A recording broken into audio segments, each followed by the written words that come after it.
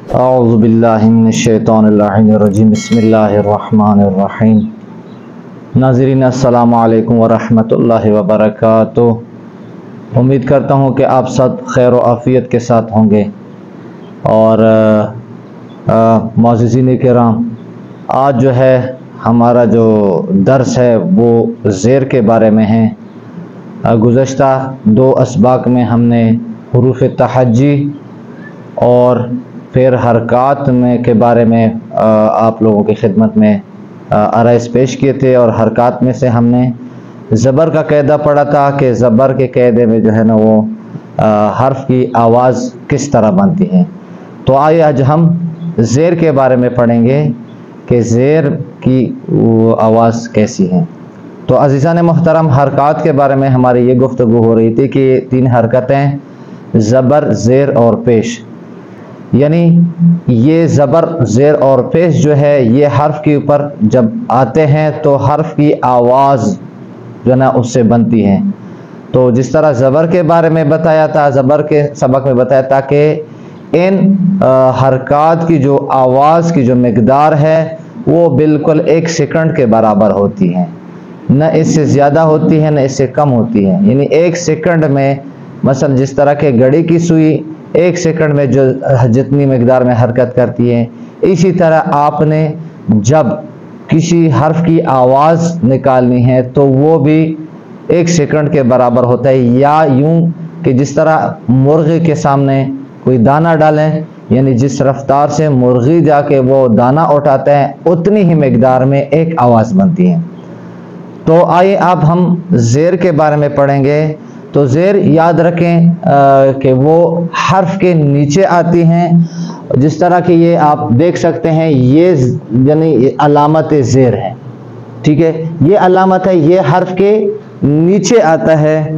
تو پھر جا کے جس طرح کہ یہ نیچے، زیر کا مطلب ہی ہے یعنی کوئی چیز جب نیچے کی طرف ہو تو اس کو زیر کہتے ہیں۔ جس طرح ہم محاورات میں کہتے ہیں کہ فلاں نے فلاں کو زیر کیا، یعنی اس کو نیچے گرا ہے۔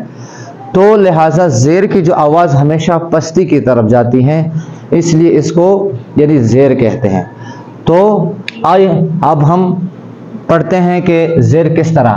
مثلا یہ دیکھو، یہ حمزہ ہے، حمزہ کے 2 شکل ہم نے بنائے ہیں کہ حمزہ کے 2 شکل، الف کی صورت میں بھی اس کو لے کر جاتا ہے اور یہ حمزہ کی جو اپنی شکل ہے اس میں بھی لے کر جاتا ہے۔ تو حمزہ کی جو آواز ہے، ہاں ایک اور سوال پیدا ہوتا ہے کہ اگر یہ حمزہ ہے یا الف تو پھر الف کا کیا ہے؟ تو وہ بھی میں نے پہلے سبق میں بتایا ہے کہ الف جو ہے اس کے اوپر کوئی حرکت نہیں آ سکتا، زبر، زیر، پیش، شد، سکون، یعنی وہ خالی ہوتا ہے۔ اس کا فائدہ ہے کہ وہ کسی بھی کلمے کے آخر میں آ کر اس حرف کی یعنی آواز میں ایک مد کا کام دیتا ہے، وہ صرف حروف مدہ میں آ جاتا ہے، باقی یعنی حروف کے ساتھ اس کا وہ نہیں ہے کہ اس کے کوئی مستقل کوئی حیثیت ہو۔ باہر کے یہ حمزہ ہے، تو حمزہ کے نیچے ہم نے یہ دیکھو زیر آ گیا۔ تو یہ بچوں کو یہ بات ذہن نشین رکھنی چاہیے کہ جب بھی آپ کسی حرف کی ادائیگی کریں گے، اس کو آواز جب نکالیں گے تو آپ کا جو فوکس ہمیشہ یہ حرکات کے اوپر ہونا چاہیے۔ اگر یہ حرکت اوپر ہے تو زبر ہے، اور اگر نیچے ہے تو زیر ہے۔ لہٰذا اب چونکہ یہ نیچے آ گیا تو یہ زیر ہے اور اس کی آواز یہ ہے۔ مثلا حمزہ زیر کی آواز دے ای، حمزہ زیر ای۔ اب با کے نیچے زیر، یہ سارا ہم نے زیر لگا لیا ہے تاکہ آپ لوگوں کو پڑھنے میں آسانی ہو۔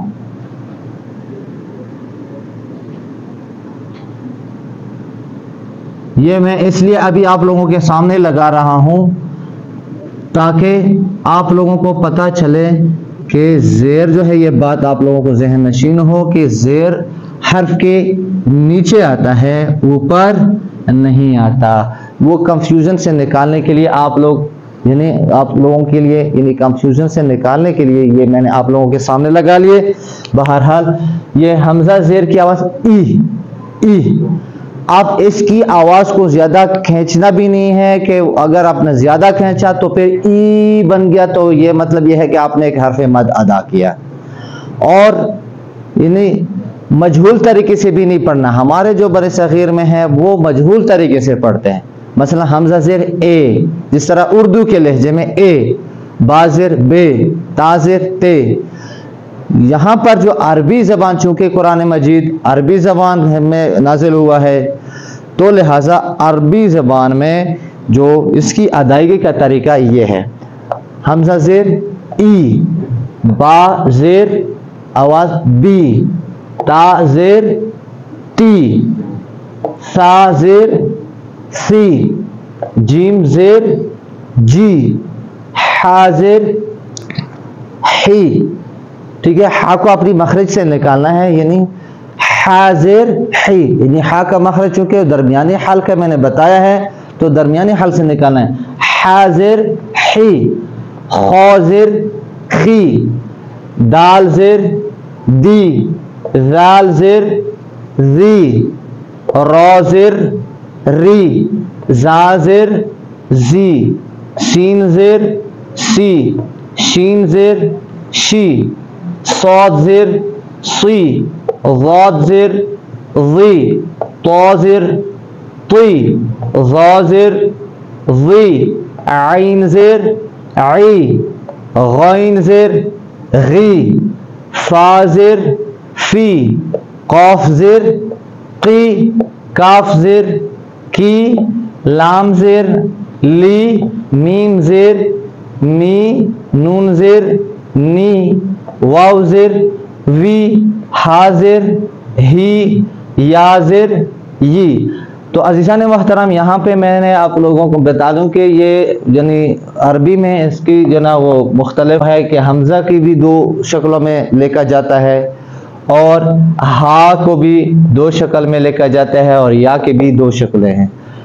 تو یہ ہمیشہ یہ کیونکہ یہ جب مثلا یہ حمزہ ہے، یہ جب آخر میں لکھا جائے تو پھر آخر میں اسی شکل میں لکھتے ہیں. مثلا جب کسی کلمے کے آخر میں جب حمزہ لکھنا ہو تو یہ اسی شکل میں، باقی شروع اور درمیان میں اگر ہو تو پھر اس طرح کی شکل میں ہوتی ہے. اس طرح ہا جو ہے درمیان میں ہو یا شروع میں ہو تو اس حالت میں لکھی جاتی ہے، اور اگر کسی کلمے کے آخر میں ہو تو پھر اس کی یہ شکل ہوتی ہے. یا کی بھی شروع اور درمیان میں اسی شکل کی، اور اگر یعنی اس میں ہو آخر میں تو پھر یہ شکل ہوتی ہے.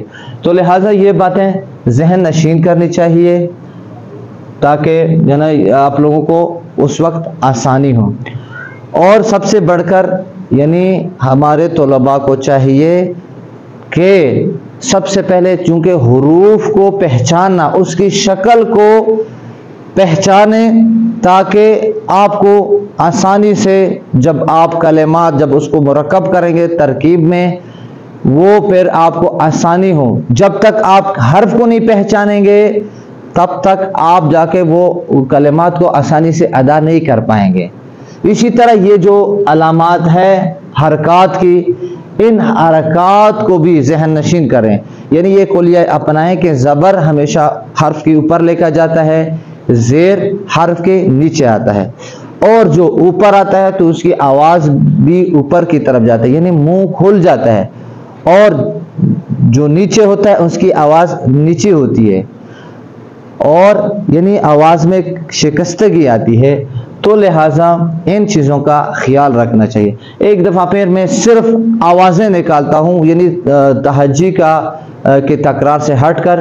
مثلا اس کی آواز ای، بی، ٹی، سی، جی، حی، خی، دی، ذی، ری، زی، سی، شی، صی، ضی، طی، ذی، عی، غی، فی، قی، کی، لی، می، نی، وی، ہی، یی. تو یہ ان کی آوازیں میں نے آپ لوگوں کے خدمت میں دوبارہ تکرار کی، اور آپ لوگوں سے بھی میں یہ گزارش کروں گا کہ اس کو آپ لوگ بار بار دیکھیں. جو طلباء ہیں ہمارے، جو نئے مبتدی طلباء ہیں، ان کو چاہیے کہ اس کو یعنی بار بار دیکھیں جب آپ بار بار دیکھیں گے سنیں گے تو آپ کو یہ آسانی سے یہ آوازیں ذہن نشین ہوں گی، اور پھر اس کے ساتھ ساتھ آپ اس کی تکرار بھی کریں۔ جب تکرار کریں گے تو آپ کی زبان جو ہے وہ عادی بن جائے گی۔ جتنی زیادہ اس کی تکرار کرو گے اتنی ہی آپ کی ادائیگی میں آسانی پیدا ہو جاتی ہے۔ جب آپ کی ادائیگی میں یعنی آپ کا زبان جو ہے اس پر ایک دفعہ یعنی اس کو عادی ہو جائیں تو پھر آپ سے جو ہے نا وہ دوسرے لہجے یعنی مجہول لہجے میں آپ نہیں پڑھیں۔ اچھا، دوسری بات، ایک اور بات بھی ذہن نشین رکھیں کہ یہاں پہ ہم کچھ حروف کو جو ہے نا وہ موٹے پڑھتے ہیں، یعنی زبر کے ساتھ اس کی آواز بھی موٹی ہو جاتی ہے، یا پیش کے ساتھ اس کی آواز موٹی ہو جاتی ہے، جبکہ جب آپ زیر ادا کریں گے تو زیر کی ادائیگی میں اس کی یعنی آوازیں باریک ہوتی ہے۔ تو یہ بات آپ لوگ ذہن میں یاد رکھیں۔ امید کرتا ہوں انشاءاللہ العزیز کہ آپ لوگ اس کو شوق سے سنیں گے اور آپ لوگ انشاءاللہ آپ لوگوں کو سمجھ آ گیا ہوگا، اور انشاءاللہ آئندہ ایک نئی ویڈیو کے ساتھ پھر آپ کی خدمت میں حاضر رہوں گا۔ انشاءاللہ آپ دیجیے اجازت۔ اللہ حافظ۔